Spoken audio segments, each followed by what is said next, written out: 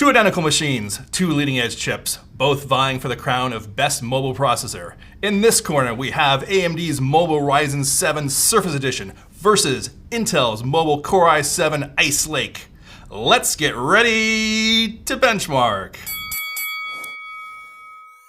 Hello sports fans, and welcome to PC World's version of Fight Night, where we have an unprecedented opportunity to pit two top-tier laptop chips directly against one another. I say unprecedented because it's rare that we have the opportunity to pit two chips against each other in the mobile space. On the desktop, this is much more common. We get chips to test, we can build out the configurations as we want, and we can run the appropriate benchmarks. But in the mobile space, typically laptop manufacturers pick a single chip architecture and we're forced to compare apples and oranges. No longer. Today we have the Microsoft Surface Laptop 3, which again is running the Ryzen 7 Surface Edition as well as Intel's Mobile Core i7 Ice Lake. Before we get started, let's take a look at the Surface Laptop 3 itself. The Surface Laptop 3 is the third iteration in the Surface Laptop series, known for its great keyboard, great screen, and great battery life. New for this generation is the 15-inch form factor, which we're showing here, as well as a new USB-C port. Now, the USB-C port is not Thunderbolt backed, which means you'll not be able to run high-resolution displays directly from it. However, the Surface Connect connector remains in place, which will serve as an I/O port. The other addition is the different versions of the Surface Laptop 3. We have the Surface Laptop 3 Consumer, which is housing the AMD Ryzen chip, as well as the Surface Laptop 3 for Business, which is housing Intel's Ice Lake. The difference between the two is the operating system. The consumer version runs Windows 10 Home. The business version runs Windows 10 Pro. Now let's take a look at the challengers. In this corner, wearing the red trunks, is the rumbling Ryzen 7 3780U Surface Edition, a quad-core, 8-thread, 11 GPU core part running at a base clock of 2.3 GHz all the way up to 4 GHz. It's a 12-nanometer part, which we'll come back to later. Inside is AMD's RX Vega 11 GPU. The other thing to consider is that it's running the Zen Plus architecture, which is not the Zen 2 architecture, which is kicking butt on the desktop. This again will be significant later. And in this corner, wearing the ice blue trunks, is Intel's ice cold Ice Lake Core i7 1065 G7, Intel's 10th generation part, which has struggled for years to slim down to the 10-nanometer weight class. It's also a quad-core 8-thread part, running at 1.3 GHz as a base clock on up to 3.9 GHz turbo, with Intel's Iris Plus graphics inside. And for you conspiracy theorists out there, here's something to chew on.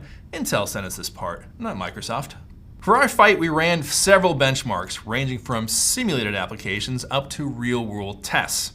We start out with PCMark 8 Work, which happens to be the simplest benchmark and measures office performance. Everything from spreadsheet work through video calls to some light word processing as well.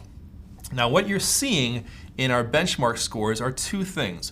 One, you're seeing the base performance of the individual chips, as well as what we consider to be performance mode. This was a little bit different in the fact that Microsoft and Intel sent us machines that were configured, even while plugged in, for its lowest power mode, perhaps to minimize the fan. We thought that was a little bit silly, and we wanted to see what it would do when we dial up the clock into performance mode, which is why you're seeing two different benchmarks for each machine. PCMark Work, unfortunately, starts showing off what Intel's Ice Lake can do. Right now, we're seeing a 13% advantage for Ice Lake. We can go quickly into PCMark 8 Creative, which basically dials up the GPU performance just a bit, looking at things like video editing, for example, and photo manipulation, and even some light gaming. And again, we have a 12% advantage to Ice Lake in this test as well. Now, one of the questions that I often have is, what does this translate to in the real world? One of the tests that PCMark tests in the creative mode is, for example, video editing. In Ice Lake, it's going to take you 120 seconds in PCMark's creative mode. With the Ryzen chip, it took 148 seconds. So that's a 28-second differential. In PCMark 10, which is a more modern benchmark, all of these things are kind of smushed together, and you get everything from application load to, again, light gaming, video editing, some 3D rendering, and so forth. And again, 10% advantage to Ice Lake. Next, we turn to Cinebench, which is a benchmark that most people have been waiting for. It's a universal benchmark which is used both in mobile as well as the desktop. up to servers and workstations, and it shows over a brief sprint how each core performs when put to the test. Here, it's more Ice Lake. Intel's got an 8% advantage. If Cinebench is a sprint, Handbrake is a marathon. This utility transcodes video over a prolonged period of time, which tests both the ability of the CPU to remain upclocked over a long period of time, as well as the cooling capabilities of the laptop itself. And here, it's another win for Ice Lake. It's about 10% advantage, which translates into about 2 minutes worth of real-time performance. From Handbrake, we turn to Skydiver, which measures 3D performance. And in this case, it's another win for Intel's Ice Lake. Now, AMD has been rightfully proud of its GPUs for a long period of time, but in this case, we're looking at a 17% edge to Intel's Ice Lake. Now, in the real world, I played a couple of games on AMD's processor just to test it how it would perform. And I ran Wolfenstein 2, the New Colossus, at about 30 frames per second at 1080p resolution, and Crackdown 3 at the same. Both settings were set to low. So Intel's Ice Lake is probably going to net you a couple of more frames, but nothing too dramatic. Now, in battery life, things get even more pronounced. Now, when I first looked at battery life, I thought, well, geez, Microsoft's really screwed up here. AMD's processors only gave me 7 hours of 25 minutes of battery life, which is under that 8-hour threshold, which just doesn't cut it for a business laptop. But then I got Intel's Ice Lake Surface Laptop 3 in the house, and boy, let me tell you, does it make a difference. 10 hours, 26 minutes, that's a 41% difference, and definitely shows that, at least in battery, Intel's Surface Laptop 3 is the laptop to beat. Finally, there's the intangibles. Intel has a slight advantage here because it runs 802.11ax, which is a faster version of Wi-Fi than the 802.11ac, which is built into the Ryzen platform. But AMD has a slight advantage in terms of fan noise.